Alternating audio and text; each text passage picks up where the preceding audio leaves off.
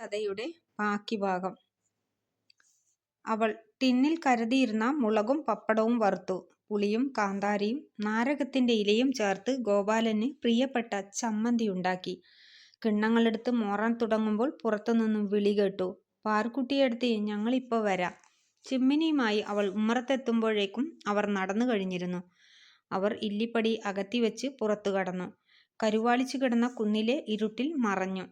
കണ്ടുമുട്ടിയത് ആഘോഷിക്കാൻ പോവുകയാണ്, പാറുക്കുട്ടി ആവേശത്തോടെ കരുതി. ഇനി വല്ല അവസ്ഥയിലാണ് വന്നെത്തുക.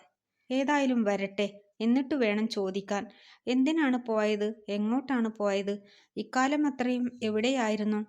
കാറ്റിലുലയുന്ന ചിമ്മിനിനാളത്തിനരികിൽ അവൾ കാത്തിരുന്നു.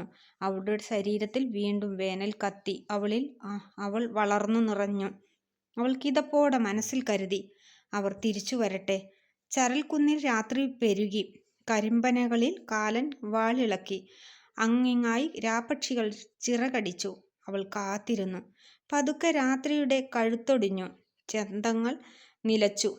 രാപ്പക്ഷികൾ ഉറങ്ങി. പാറുക്കുട്ടിയുടെ തിണ്ണയിലെ ചിമ്മിനി കെട്ടു. അപ്പോഴും സിരകളിൽ ഇനിയും കെടാത്ത അഗ്നിയുമായി അവൾ കാത്തിരുന്നു.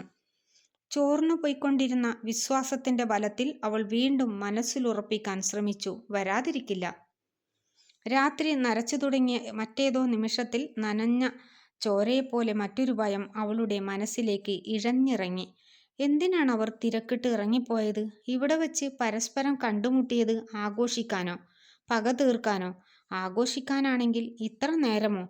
അതും രാവേറെ ചെന്ന ഈ സമയത്ത്. പക തീർക്കാനാണെങ്കിൽ ആരെയാണ് വിളിച്ചു കൊണ്ടുപോയത്? എന്താണ് സംഭവിക്കുക? ആരാണ് തോൽക്കുക?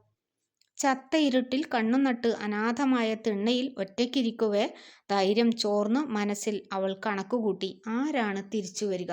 ഈ കഥ ഇവിടെ പൂർണ്ണമാകുന്നു.